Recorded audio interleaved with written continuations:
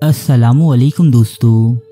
ये आज से कुछ साल पहले का जिक्र है कि जब हमारे महल्ले में रहने वाले एक साहब ने अपनी बेटी का रिश्ता यूरोप से आई एक फैमिली से तय कर दिया। सब लोग बहुत खुश थे। लड़का न सिर्फ तालीम याफ्ता बल्कि इंतहाई खुशशक्ल और खुश लिबास भी था। इसके अलावा इनके पास रुपए पैसे की भी कोई कमी न थी। लिहाजा चंद ही दिनों बाद चट मंगनी और पट ब्याह कर दिया गया। शादी के फौरन बाद ही इन साहब पर यह राज खुला कि इनका दामाद और उसकी तमाम फैमिली मिर्ज़ा गुलाम अहमद कादियानी की पैरोकार है और अपनी मजहब पर सख्ती से कारबंद है, जिसके बाद इस खानदान को बहुत सी कानूनी पेचीदगियों और घरेलू झगड़ों का सामना करना पड़ा। इनके दामाद का मौक़िफ़ था कि वो भी इनकी तरह एक मुसलमान है, बस अकीदाए ख़त्मी नबूवत पर ईमान नहीं रखता। बहुत सी तल्ख वाक़यात के बाद बिलाखिर ये शादी खुला के ज़रिए ख़त्म कर दी गई। दोस्तों, ऐसे बहुत से वाक़यात रोज़मर्रा ज़िंदगी में वकूअ पज़ीर होते रहते हैं। बाज़ लोग कहते हैं कि हमने तो एक दीनदार घराना समझकर अपना घर किराए पर दिया था, लेकिन वो लोग दरे पर्दा कादियानी निकले, या फिर कोई कारोबारी मुआहदा करते वक्त ये मालूम न था कि मुकाबिल फ़रीक कादियानी अकायद रखता है। तो दोस्तों, आज हम आपके सामने कादियानियों की चंद ऐसी वाज़ेह निशानियाँ बयान करेंगे कि जिनके ज़रिए आप किसी कादियानी मर्द या खातून को भरे मजमे में भी पहचान सकेंगे।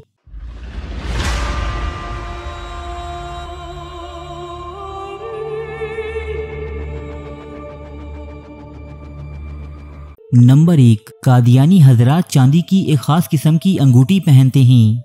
अक्सर लाइलिम मुसलमानों के सामने या वहाँ जहाँ उनको इस बात का यकीन हो कि कोई इनको पहचान नहीं पाएगा, जिस पर कुरान मजीद की ये आयत लिखी होती है, अलैहिस्सलाहु बिकाफी अबदा, जिसका तर्जुमा है, क्या अल्लाह अपनी बंदे के लिए काफ़ी नहीं। कादियानी ये अंगूठी मिर्ज़ा गुलाम अहमद कादियानी की सुन्नत के तौर पर पहनते हैं, क्योंकि वो भी ऐसी अंगूठी पहना करता था।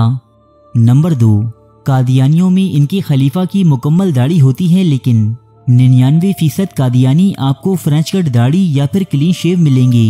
उनके यहाँ ये रिवाज है कि कोई आम कादियानी अपने खलीफा से लंबी और घनी दाढ़ी नहीं रख सकता, इसलिए इनके जलसों और मुख्तलिफ इज्तिमाआत के दौरान कोई भी शख्स आपको इनके खलीफा के बराबर या इससे लंबी दाढ़ी वाला नजर नहीं आएगा। नंबर 3, कादियानी मुसलमानों की तरह कभी गोल टोपी नहीं पहनते। ये या तो जिना कैप पहने नजर आते हैं या फिर पठानों या सिंधियों वाली टोपी। कादियानी जमात की मर्दों में उनके मर्तबे या रुतबे के लिहाज से सर ढांपने का रिवाज है। उनका खलीफा शिमले वाली पगड़ी पहनता है और इसके अलावा किसी और को इसकी मौजूदगी में पगड़ी पहनने की इजाज़त नहीं होती। खलीफा के बाद इससे निचले दर्जे के ओहदेदार जिना कैप का इस्तेमाल करते हैं और फिर इनसे निचले आम कादियानी या तो पठानों की मखसूस टोपी या फिर सिंधी टोपी में नजर आते हैं। नंबर 4, कादियानी औरतों को उनके पहनावे के जरिए पहचानना तो और भी आसान है। ये आम मुसलमान औरतों की जिद में ढीले ढाले बुरके के बजाय इंतहाई चुस्त और टाइट बुरका पहनती हैं, जिसकी कमर पर अक्सर बेल्ट मौजूद होता है ताकि बुरके को जिस्म पर अच्छी तरह टाइट किया जा सके। नंबर 5, कादियानी औरतों के नकाब का तरीका भी आम मुसलमान औरतों से काफ़ी मुख्तलिफ होता है, जिसमें नकाब नाक के नीचे रखा होता है, होठों के ऊपर ढलका हुआ, जिससे सिवाय लबो रुखसार के तमाम चेहरा नजर आता है। कादियानी औरतें कभी अपना मुकम्मल चेहरा नहीं ढांपती।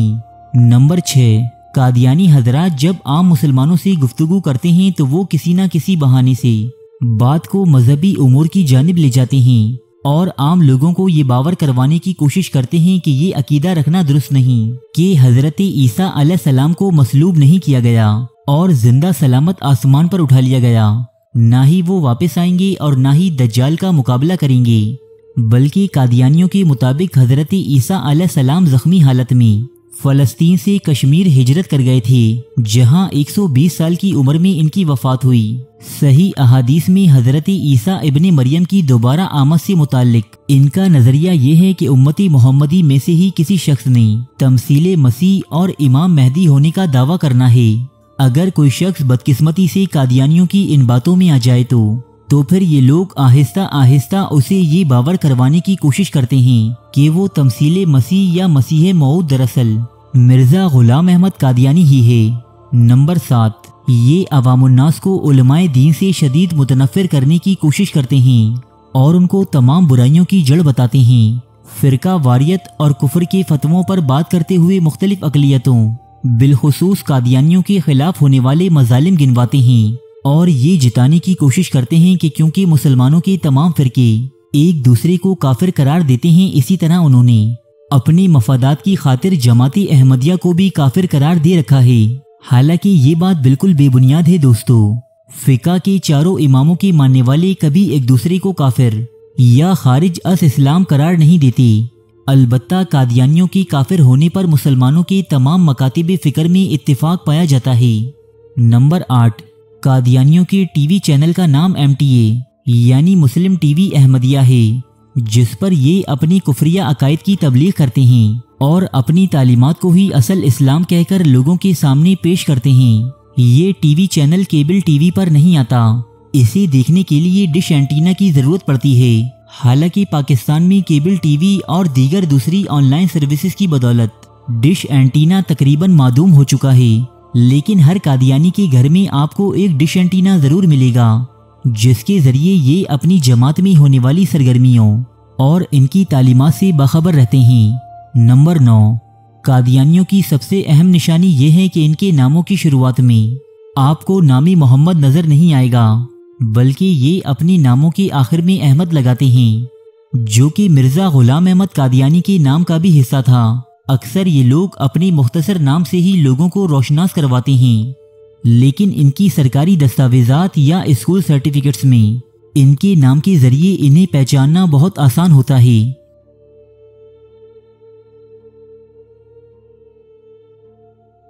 ارے فرینڈز، ایک منٹ، آپ ایسے ہی جا رہے ہیں؟